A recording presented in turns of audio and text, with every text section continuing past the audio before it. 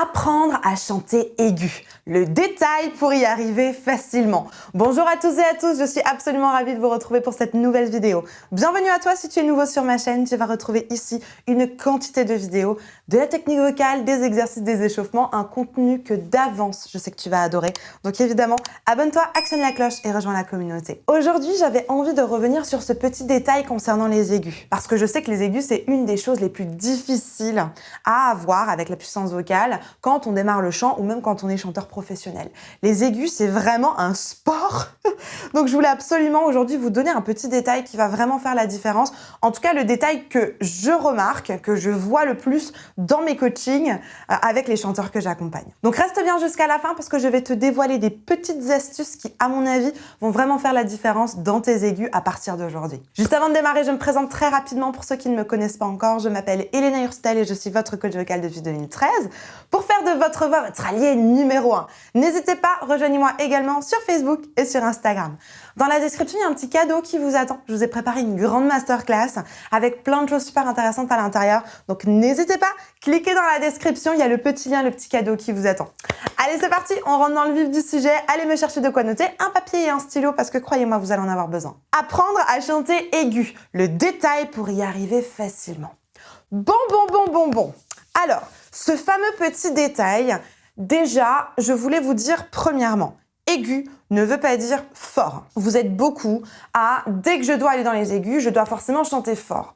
Non, non et encore non. C'est possible de chanter dans les aigus avec un petit volume sonore. Il n'y a pas besoin toujours de crier, de forcer, de gueuler dans les aigus. C'est vraiment pas obligatoire. Moi, je vous le conseille pas forcément. Faut vraiment choisir. Il y a le choix. Dans les aigus, vous pouvez choisir le volume sonore que vous souhaitez. C'est pas obligé d'être fort. Et en fait, c'est le détail, selon moi, que je retrouve trop souvent avec mes coachés. Mes coachés me chantent un truc, c'est forcément dans les aigus super fort.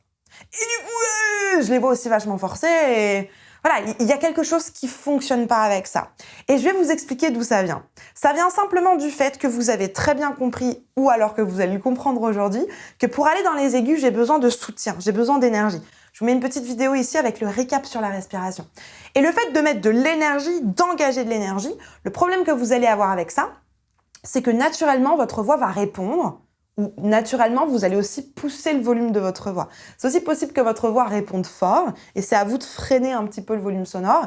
Mais vraiment, faites attention à séparer ces deux choses-là. Le fait que j'aille dans les aigus en engageant mes muscles, par exemple le dos, les intercostaux, le transverse, etc. Et le fait d'aller fort. C'est pas parce que vous allez fort que l'aigu va être plus facile. Bien au contraire. N'hésitez pas à liker cette vidéo si elle vous plaît et si vous apprenez quelque chose. Donc en fait, c'est important que vous compreniez que oui, pour les aigus, j'ai besoin de plus d'énergie, de plus de soutien pour aller jusqu'à la hauteur. Je donnais l'exemple hier lors d'une de mes masterclass avec mes coachés. Je leur donnais l'exemple d'une valise. C'est-à-dire que votre valise, quand vous devez juste la mettre au niveau de la première hauteur de l'armoire, c'est pas très lourd en fait. Je prends ma valise, hop, ça me demande un petit effort, mais voilà, je la mets au premier étage de l'armoire. Alors que ma valise, quand je veux la monter un petit peu plus haut, je vais la monter au milieu de mon armoire, ça va me demander déjà un petit peu plus de force pour la monter. Par contre, ma valise, quand il faut que je la mette tout en haut de mon dressing, je me retrousse les manches, je fais un petit squat, je prends ma valise et je la monte.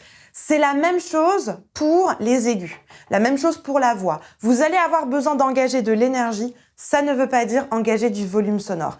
L'énergie ne crée pas du volume sonore, l'énergie crée de la hauteur. Vraiment, vraiment important que vous puissiez comprendre ça, parce que selon moi, c'est vraiment le détail qui fait la différence pour vos aigus.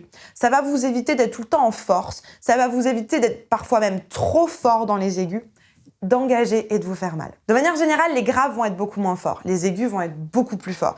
C'est comme ça, l'oreille humaine fonctionne comme ça. C'est d'ailleurs à cause de cette chose-là que les alarmes incendie, tout type d'alarme vont se trouver dans les aigus.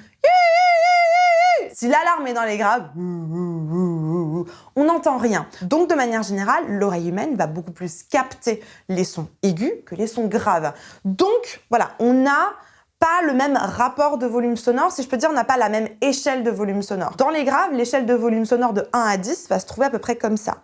Dans les médiums, elle va aller à peu près jusque-là, et dans les aigus, va aller à peu près jusque-là. Donc j'ai cette marge de manœuvre dans les aigus, 0 jusqu'à 10. Dans les médiums, cette marge de manœuvre de 0 à 10 en termes d'échelle de volume. Et dans les graves, 0 à 10. J'ai moins de marge de manœuvre, j'ai moins de possibilités à faire plus fort, moins fort. Je peux, mais la différence sera quand même notable. Donc effectivement, les aigus sont naturellement plus forts, les graves sont naturellement moins forts. Maintenant, c'est pas parce que les aigus peuvent être plus forts qu'il n'est pas possible de les faire moins forts. Vous pouvez très bien faire un aigu avec très peu d'intensité, avec très peu de volume sonore. Et c'est vers là que j'aimerais vous emmener. Le détail qui fait toute la différence, voilà, n'allez pas forcément toujours chanter vos aigus avec force, avec plein d'énergie. Ça risque de vous faire mal au bout d'un moment. J'aimerais vous parler de Dawit. Dawit, c'est une de mes coachées que j'ai eue en accompagnement de 3 mois. Et en fait, elle n'arrivait pas à aller chercher ses aigus Dawit. Donc on a retravaillé sur le système du soutien. On a travaillé des exercices bien précis en coaching pour que ça fonctionne directement dès le premier coaching pour elle. Résultat, évidemment, ça a fonctionné. Elle a eu un super système de soutien. Je lui ai exporté une petite routine à Dawit. Une routine jour après jour pour qu'elle puisse travailler avec des exercices précis. Au bout d'une semaine, les aigus n'avaient plus aucun secret pour elle.